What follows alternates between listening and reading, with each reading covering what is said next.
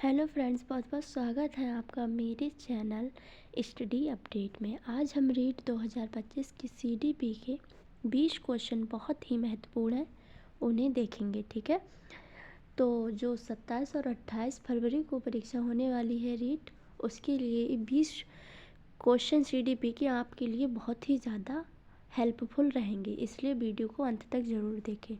ठीक है, तो बढ़ते हैं अपने पहले क्वेश्चन की तरफ।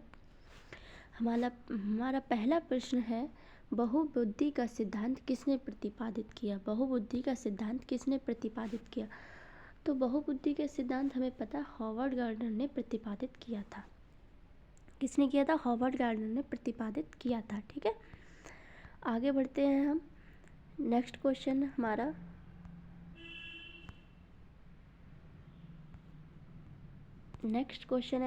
अनुवांशिकी के जनक कौन है? अनुवांशिकी के जनक James Watson, Charles Darwin, Gregor Mendel, Thomas Hunt Morgan. तो अनुवांशिकी के जनक हैं ग्रेगर मेंडल। ठीक है, अनुवांशिकी के जनक हैं ग्रेगर मेंडल। नेक्स्ट क्वेश्चन की तरफ बढ़ते हैं। अगला क्वेश्चन है हमारा, संज्ञानात्मक विकास का सिद्धांत किसने दिया था? संज्ञानात्मक विकास का सिद्धांत किसने दिया था?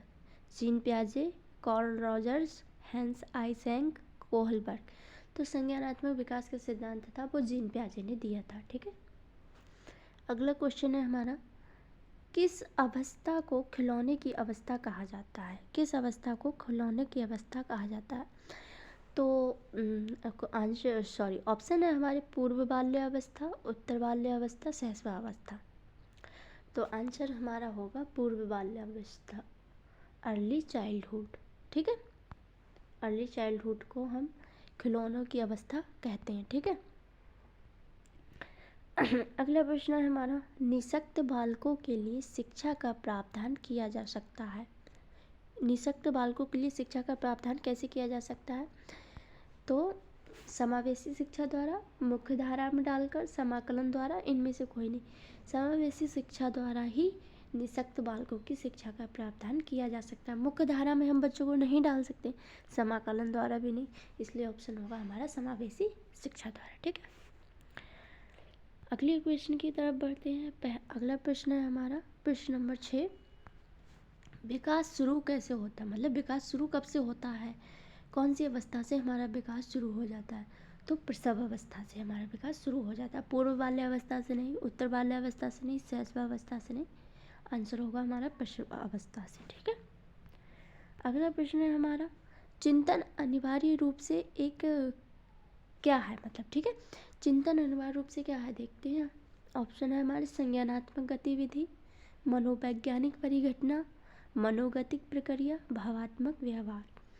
तो चिंतन है जो हमारा वो संज्ञानात्मक गतिविधि है। ठीक है, संज्ञानात्मक गतिविधि है चिंतन, क्योंकि हम सोचते किससे हैं? अपने दिमाग से सोचते हैं। ठीक है, तो वो कॉग्निटिव गतिविधि के अंतर्गत आती है चिंतन। ठीक है, तो एक संज्ञानात्मक गतिविधि है चिंतन। अगला क्वेश्चन है हमारा, सृजनात्मकता मुख्य रूप से किससे संबंधित है? तो सृजनात्मकता अभिसारी चिंतन, अपसारी चिंतन, मॉडलिंग, अनुकरण। तो सृजनात्मकता है वो हमारे अपसारी चिंतन से संबंधित है। अपसारी चिंतन में क्या होता है, एक क्वेश्चन के बहुत सारे आंसर होते हैं, जिससे बच्चे को बहुत ज़्यादा सोचने की उसमें क्षमता होती है, और वो बहुत ज़्यादा उस प्रश्न के बारे में सोचता है। इससे क्या होता है? अपसारी चिंतन। इसलिए सृजनात्मकता मुख्य रूप से अपसारी चिंतन से संबंधित है। ठीक है, अपसारी चिंतन में क्या होता है? किसी क्वेश्चन का एक ही आंसर होता है। ठीक है, अगले बढ़ते हैं। अगला क्वेश्चन है हमारा, एक बाल केंद्रित कक्षा में बच्चे कैसे सीखते हैं? एक बाल केंद्रित कक्षा में बच्चे कैसे सीखते हैं? समूह में, व्यक्तिगत रूप से, समूह और व्यक्तिगत दोनों रूप से। तो मेरे अकॉर्डिंग तो इसमें समूह और व्यक्तिगत दोनों रूप से बच्चे एक बाल केंद्रित कक्षा में सीखते हैं। ठीक है, हाँ, समूह और व्यक्तिगत दोनों रूप से बच्चे एक बाल केंद्रित शिक्षा में सीखते हैं। ठीक है, अगला क्वेश्चन है, डिसलेक्सिया। डिसलेक्सिया किससे संबंधित है? तो डिसलेक्सिया पढ़ने से संबंधित है, लिखने से, सुनने से, बोलने से।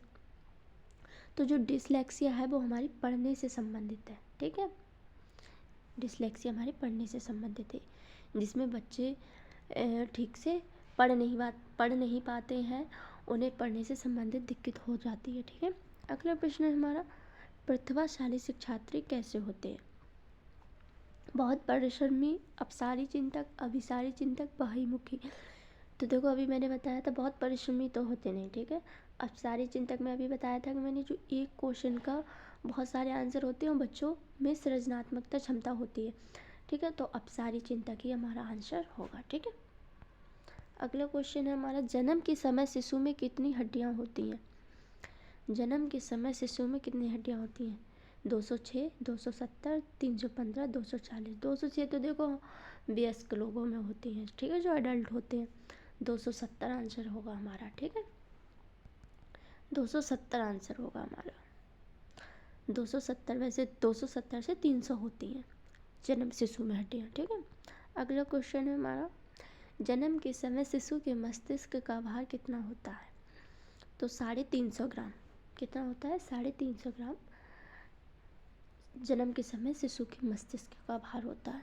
ठीक है, अगला क्वेश्चन है हमारा, किशोरावस्था बड़े संघर्ष और तूफान और विरोध की अवस्था है, ये किसने कहा था? स्किनर ने, कोहलबर्ग ने, स्टेनली हॉल ने, थॉर्नडाइक ने। तो किशोरावस्था जो बड़े संघर्ष, तूफान और विरोध की अवस्था होती है, जिसमें बच्चे को जो भी वयस्क लोग होते हैं, किशोर होते हैं, उन्हें बहुत ज़्यादा संघर्षों का सामना करना पड़ता है। तो ये किसने कहा था? स्टेनली हॉल ने कहा था। ठीक है, आंसर हो जाएगा हमारा स्टेनली हॉल। अगला क्वेश्चन है हमारा, जीन पियाजे के अनुसार संज्ञानात्मक विकास की अवस्थाएं हैं। संज्ञानात्मक विकास की अवस्थाएं जीन पियाजे के अनुसार कितनी हैं? तो आंसर हो जाएगा हमारा यहाँ पर 4 अवस्थाएं दी थी ना उन्होंने। हाँ, सेंसरी मोटर स्टेज 4 अवस्थाएं दी थी उन्होंने। तो जीन पियाजे के अनुसार 4 अवस्थाएं हो जाएंगी संज्ञानात्मक विकास की। ठीक है, अगला क्वेश्चन है हमारा, निःशुल्क एवं अनिवार्य शिक्षा का अधिकार अधिनियम कितने वर्ष के बालकों के लिए लागू है? ठीक है, 7 से 13 वर्ष, 6 से 14 वर्ष, 6 से 12 वर्ष, 5 से 11 वर्ष। तो आंसर हो जाएगा हमारा 6 से 14 वर्ष। निःशुल्क एवं अनिवार्य शिक्षा का जो अधिकार अधिनियम है वो 6 से 14 वर्ष के बच्चों के लिए है। ठीक है, अगला क्वेश्चन है हमारा, हिंदी अक्षरों को बालक की आयु में पहचानने लगते हैं? 3 वर्ष में, 4 वर्ष में, 6 वर्ष में, 5 वर्ष में। आंसर हो जाएगा हमारा 3 वर्ष में। हिंदी अक्षरों को बालक की आयु में पहचानने लगते हैं तो 3 वर्ष में। ठीक है, अगला क्वेश्चन है हमारा, बालक का विकास कैसे होता है? ठीक है, बालक का विकास कैसे होता है? सिर से पैर की ओर, पैर से सिर की ओर, दोनों ओर से, इनमें से कोई नहीं। तो बालक का विकास होता है वो सिर से पैर की ओर होता है। ठीक है, सिर से पैर की ओर। अगला क्वेश्चन है हमारा, स्फूर्ति अवस्था कहा जाता है?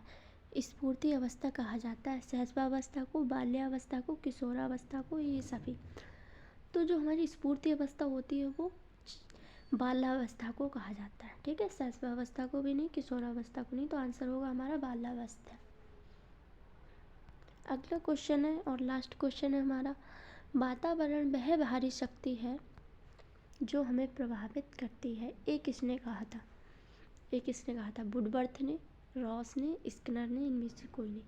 तो जो वातावरण है वह बाहरी शक्ति है जो हमें प्रभावित करती है, एक किसने कहा था? रॉस ने। आंसर होगा हमारा रॉस।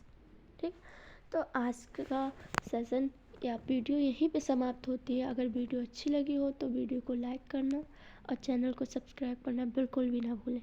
मिलते हैं नेक्स्ट वीडियो में, तब तक के लिए बाय, थैंक यू।